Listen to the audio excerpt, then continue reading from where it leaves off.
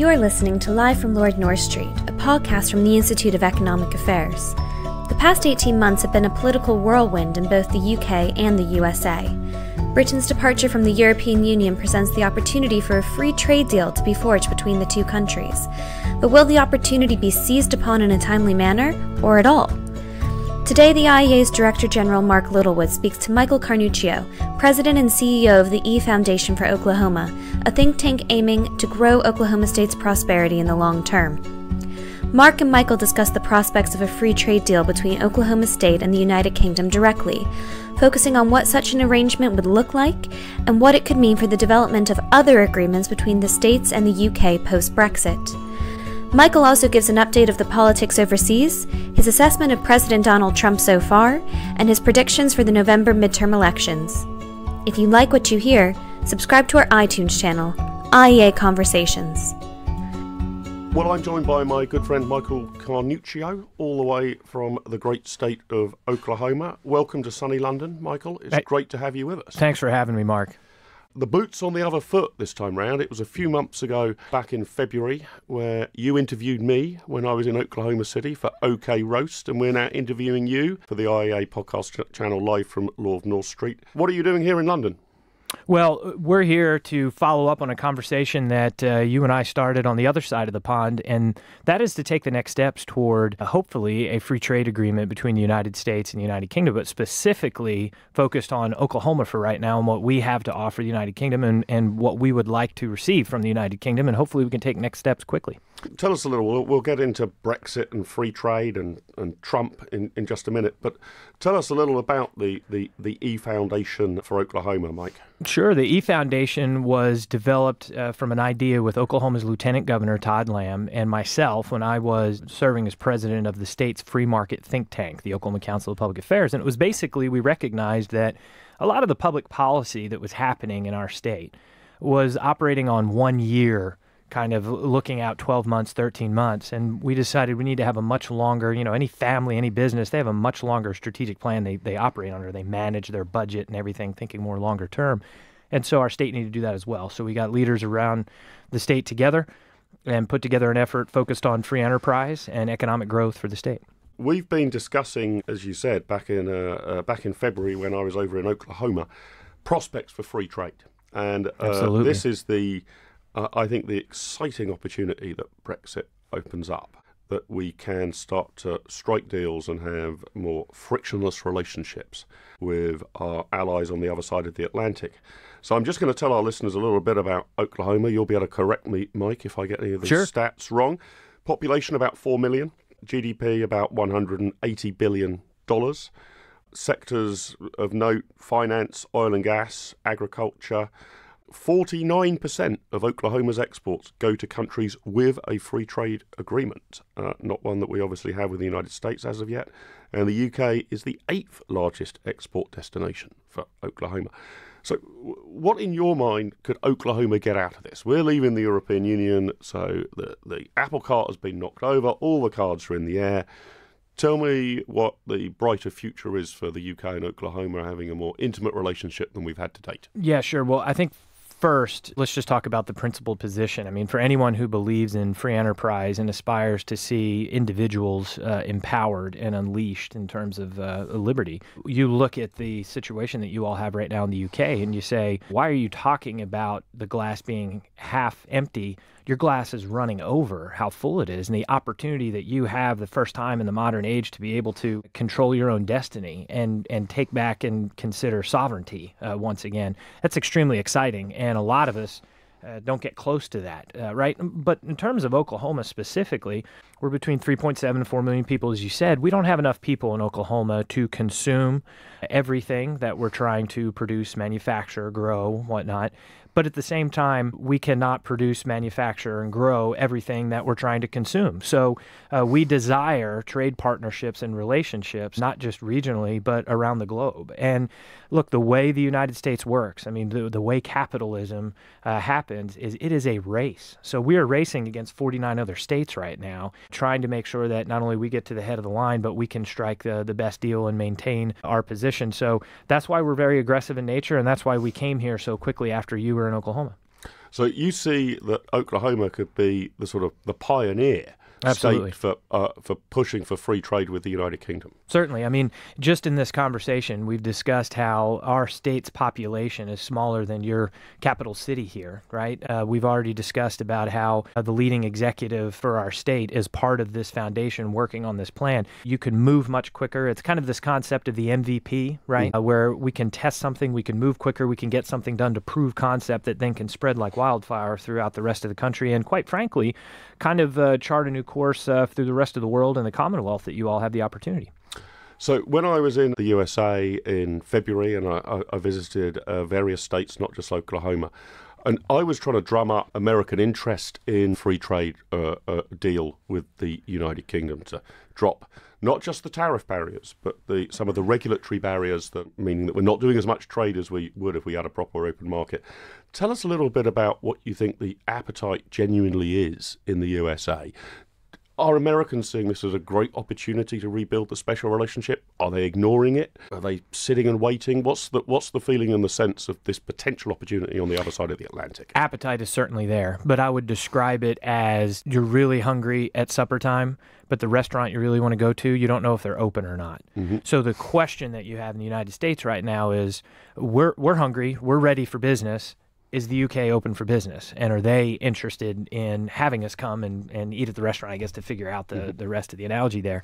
And so I think to varying degrees, right? Some of the states that you visited and talked to, there was high interest, but they're much larger, they're much more bureaucratic. It's going to take them a little bit of time. And the way that they will pick up steam, because this is the way it works in the United States, is when some of the smaller markets, either municipalities or states, start moving on things and going, that's going to create that pressure and move forward. But you're not running into any walls. I mean, there's no one over in the United States that's saying, fifth largest country in the world. Like, what is the expression you and I use all the time that Sir Winston said at one time, we're two countries separated by the same language? Yeah, sure. And so there are so many similarities. I mean, we see ourselves more as brothers and sisters, if not cousins for sure, that why wouldn't we and why can't we? And for many in the United States, I mean, we have stories, specifically in Oklahoma, where we've had entrepreneurs that have tried to do business in the UK and have been thwarted because of Brussels, right? And so now's an opportunity to see that follow through.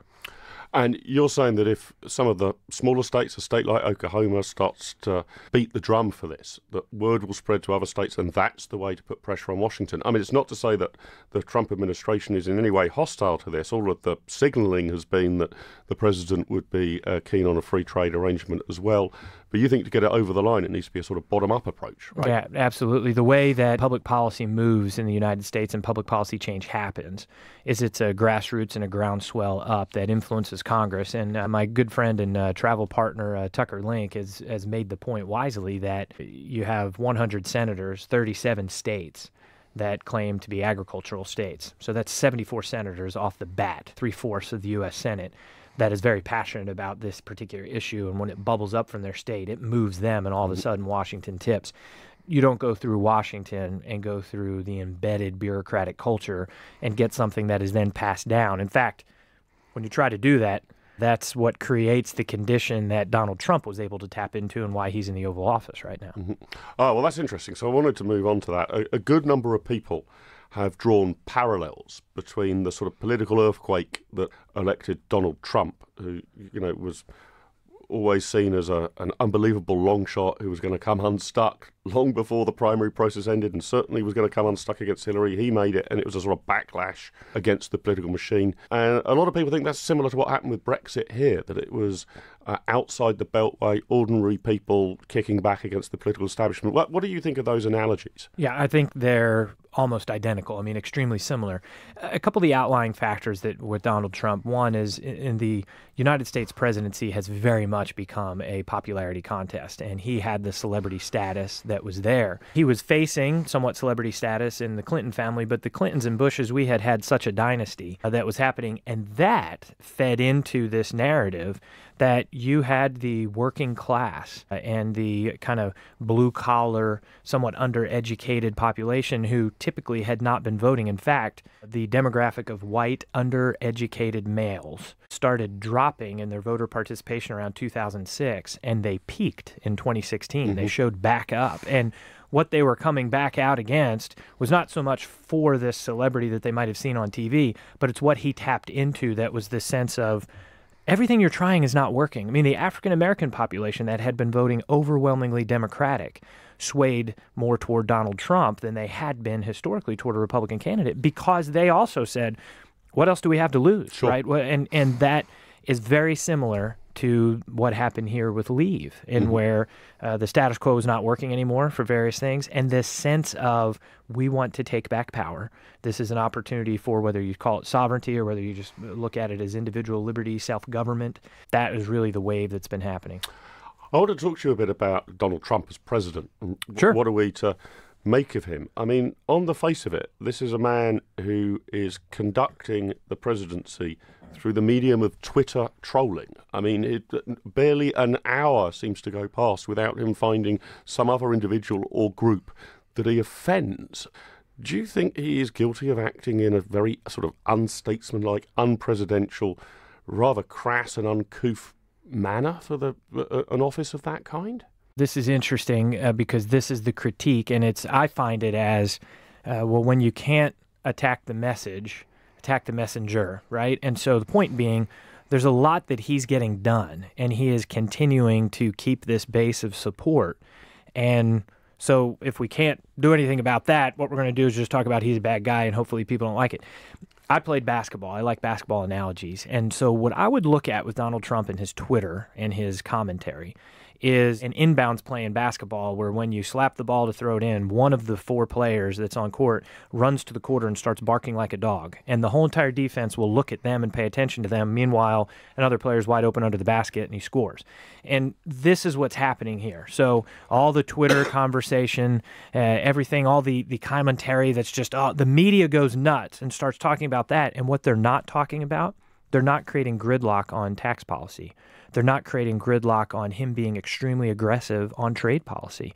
They're not creating gridlock on his immigration conversation or North Korean policy, where when this had come up previously in both the Obama and the Bush administrations, the media locked things up and it got everybody in Congress stalled. So I think it's a communications tactic that he's just ahead of the game. He's playing the media. That's an intriguing analysis of Trump. I mean, almost like a stage magician. You used a basketball analogy. But sure. Stage magic, you're always, the audience is looking at the irrelevant movement of the hands and the real work's sort of happening, behind his back or whatever.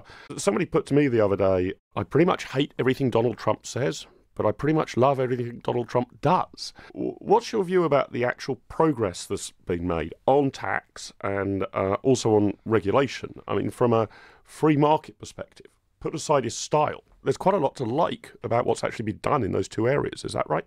Absolutely. And it has been said time and time again. And in fact, I can give you a predictor of almost every single U.S. election if we just look at the economy. What's the economy doing? And if you look at the economy since Donald Trump was elected and then took office, the economy is in a period of expansion and growing and has a charted course moving forward that is very much along those lines. And yet at the same time, here's a guy that's going through, think about this. Here is someone that is advancing policies that are reducing taxation, that are reducing the regulatory climate, that's allowing the economy to expand, and at the same time, he still holds majority support from the labor unions. Mm-hmm. When has this happened in American political history, right? I mean, so what we're seeing right now is, I think, a combination of kind of playing the press and being a narrative and communications operation office at the same time that allows you to strategically continue to advance. And I'm telling you, the average Joe Q American, Susie Q American around their dinner table, that their economic outlook, issues of economic security, of opportunity for their family are continuing to improve. I think you're going to see something different happen in November than the press is talking about right here. So you think the GOP might perform better than expectations in the midterm elections in the United States in November this year? Yeah, in fact, in many of the districts where you see some incumbents that have tough races, what's not being reported is some of the tough races are in their primary because they're being outflanked to the right for not delivering on promises or being too slow. But it's not a scenario where a couple of these special elections that have happened that Democrats may have won one off or two off. And if you look at state elections that are happening with majority-controlled Republican legislatures and Republican governors, they're all still trending that direction. And correct me if I'm wrong, I think you saw the same thing here in local elections where everyone was saying, well, the conservatives are going to lose and this is going to be tough. And not only did that not happen, but it defied expectations of all the pundits, if you will. Sure. That's what's going to happen as well. So this tax cut that's been brought forward, you're suggesting, is popular and has fueled growth. Of course, President Trump said he was going to drain the swamp. And I wonder if you can tell us a little bit about how you think that draining operation's going, but particularly in the regulatory sphere, right? Regulation and red tape just breeds and grows, it seems, in every country, America and the UK. But I think he has perhaps had some success in stemming this, even rolling it back. What's the action look like there? When you drain the swamp, there's two things that happen, right? And the one hand, it is what is creating the swamp. It is all of this red tape, all this regulation.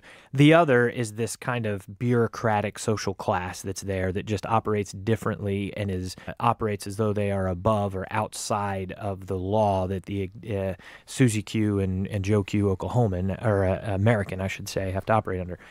On the former, the regulatory burden, that has definitely been draining and reducing. That's why the economy is expanding and the outlook is positive. On the latter, there's still some work to do with the bureaucratic class. And now the less regulatory burden there is, the less they have to do, but they're starting to fight back. This does seem to be, if one's in favour of deregulation, some movement in the right direction. My researchers at the IA tell me that on average, annually, the regulatory burden and the cost of it on the American people was typically rising by an average of $12 billion every year.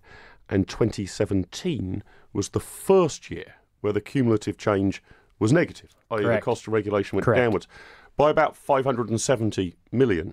So the trajectory's changed, but I guess there's still a hell of a long way to go if it's been building up at $12 billion a year. Yeah, the Titanic does not make a 90-degree turn. Yeah. What about on free trade? We touched on this at the beginning, the opportunities coming out of Brexit that we might have a better trading relationship with the United States of America going forward. I can't place President Trump on this more generally, though. I mean, so is he a protectionist?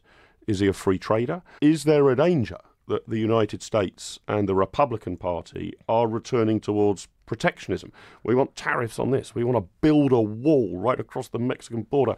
There's no trade war. We can't win. This sort of rhetoric is pretty nerve-wracking for those of us who consider ourselves classical free trade liberals. Yeah, but go back to the conversation that we had earlier about Donald Trump.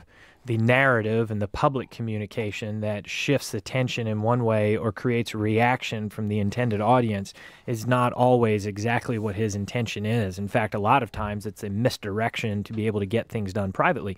Most of the reports that you hear when you put them together out of the conversations that he's had in a diplomatic nature have come back from offering free trade agreements. When you hear, oh, this is what came out of the meeting and this is what was put on the table, but then you see publicly there's a lot of posturing. There's China that we're dealing with. There are other agreements that we're trying to, especially the EU and the United States have not been eye to eye, right, and probably never will be. And so there's a lot of posturing with them. And this is the way the Trump communications effort and Donald Trump himself operates in every other capacity, especially domestic policy. Well, why would we not expect that to be foreign policy? So you're saying he's potentially a protectionist by political positioning, but a free trader in practice? Some of this is my speculation, but again, I'm putting pieces together here. I've got to keep the labor unions happy by what I say, just like I have to keep other folks happy and paying attention and keep this mobilization together.